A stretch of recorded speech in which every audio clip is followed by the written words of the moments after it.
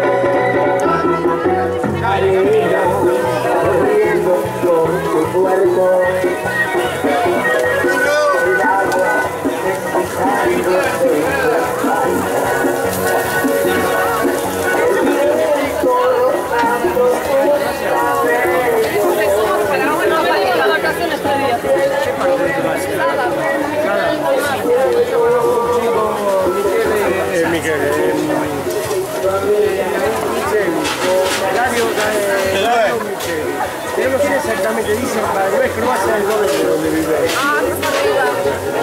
¿De qué parte de Santiago son? Champagne Varela, de la parte de la Argentina. Yo terminé secundario en Champagne Varela, abajo de la pista.